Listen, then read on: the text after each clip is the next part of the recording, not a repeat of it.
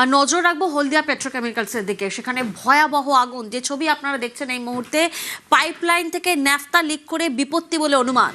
বিদ্যুতের হাইটেনশন লাইনে লেগে বিধ্বংসী আগুন, অগ্নিদগ্ধ হয়ে 12 জন হাসপাতালে ভর্তি।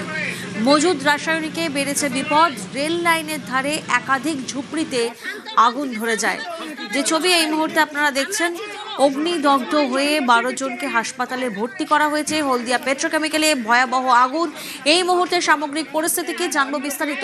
সুজিত প্রতিনিধি আমাদের সঙ্গে রয়েছেন। সুজিত, দেখো, এই যে আগুনের ঘটনা তা কিন্তু পেট্রোকেম কারখানায়, পেট্রোকেমের যে ন্যাফতা পাইপ লাইন সেখানেই লিকেজ ধরা পড়েছে এবং সেই লিকেজ যখন মেরামতি করা হচ্ছিল, যেটা সূত্রের খবর, যে মেরামতি যারা প্রত্যক্ষদর্শী তারা জানাচ্ছেন, গ্রামের যারা মানুষ, এই মেরামতির সময়ই তখনই কিন্তু আগুন ঠিকরে পড়ে। আগুন ঠিকরে এত বেশি আগুন ওপরের দিকে উঠতে থাকে, তখনই বিদ্যুতের হাই টেনশন লাইন গিয়েছে, তাকে আগুন লেগে যায় এবং আগুন লাগে পড়ে। নেশা হলো অতি দাহ্য, তা কিন্তু আগুনকে ধরে নেয় এবং সঙ্গে সঙ্গে দ্রুততার সঙ্গে আগুন ছড়িয়ে পড়ে এবং আতঙ্কও ছড়িয়ে পড়ে। 13 নম্বর ওয়ার্ড হলদিয়া পুরসভার সেই এলাকার পাইপ লাইনের উপর এই আগুন, এবং সেখানেই বসবাস করেন বহু পশ্চিমবাসী মানুষ। সেখানেই আগুন লেগে যায় এবং আগুনে ঘটনায় হুড়োহুড়ি পড়ে যায়। ট্রেন চলাচল বন্ধ করে দেওয়া হয়। দমকলের 8টি ইঞ্জিন কারখানার এবং প্রশাসনের দমকল আগুন নেভানোর কাজ শুরু করে দেয় এবং আগুন কিছুটা নিয়ন্ত্রণে এলেও দাহ্য ন্যাফতা, এবং বলা যায় যে সেই দাহ্য ন্যাফতা দ্রুত ছড়িয়ে পড়ে, ছুটে পালিয়ে যাওয়ার সুযোগ মেলে না।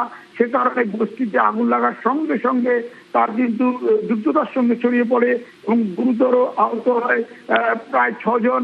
মোট 12 থেকে 14 জন আহত হয়। আহতদেরকে প্রথমে হলদিয়া মহকুমা হাসপাতাল, সেখান থেকে তমলুক, এবং 5 থেকে 6 জন আশঙ্কাজনক বলে তাদেরকে কিন্তু গ্রিন করিডোর করে কলকাতা পাঠানোর ব্যবস্থা করা হয়েছে বলে জেলা শাসক নীরঞ্জন কুমার জানিয়ে দিয়েছেন। পরিস্থিতি অনেকটা অনুকূলে, কিন্তু এখনো আগুন যেটা জ্বলছে তা পাশে একটি গ্যাসের পাইপ লাইন গিয়েছে এবং তাতে যদি পুরোপুরি লেগে যায় পরিস্থিতি জটিল হবে। কিন্তু এখন যে লিকেজ থেকে আগুন, সেটা কিন্তু অনেকটাই পরিস্থিতি নিয়ন্ত্রণে এসেছে। তবে আহতদের হাসপাতালে চিকিৎসা করানোর পাশাপাশি এলাকায় পুলিশ সুপার নিজে পৌঁছে গিয়ে পুরো ব্যারিকেড করে দিয়েছে এবং এখন ওই এলাকায় যে আগুন কমলেও, নিয়ন্ত্রণে এলেও তা ছড়িয়ে পড়ার আশঙ্কায় একেবারে সতর্ক রয়েছে পুলিশ, এবং পাশের যে গ্যাসের লাইন তাতে যাতে না ধরে পড়ে সেদিকেও নজর রয়েছে। এবং শিল্প প্রবেশের কাছে এইচপিএল এর ন্যাফতা লাইন বাস্ট করেছে, করে আগুন জ্বেলে যারা ওখানে ঝুঁকিতে ছিল বহু মানুষ আহত হয়েছে। প্রায় 13-14 জন আহত হয়েছে। সব এখান থেকে ট্রান্সফার করা হয়েছে তমলুক, একজনকে কলকাতায় নিয়ে যাওয়া হচ্ছে। শিল্প এলাকা, যে কোনো পাইপ লাইন, এটা দুর্ঘটনা ঘটতেই পারে। এইচপিএল পাইপ লাইন, এটা টাউনশিপ থেকে এসে ন্যাফথাল লাইন। রাত থেকে যদি এইটা যদি মানে কন্ট্রোল করতেন তাহলে এতটা লাগতো না। এটা ঠিক ভোরে 4:30-5টার দিকে এই আগুনটা লেগে ন্যাফথাল লাইন চারদিকে পুরো ছড়ে গেছে। রাত্রে অফিসারকে, সাহেবকে, এইচপিএলকে সবকে জানানো হয়েছে। এটা রাত থেকে কোনো কন্ট্রোল করছে না, বলছে কমে যাচ্ছে। এখন পর্যন্ত দেখা হয়নি যে কিভাবে হয়েছে।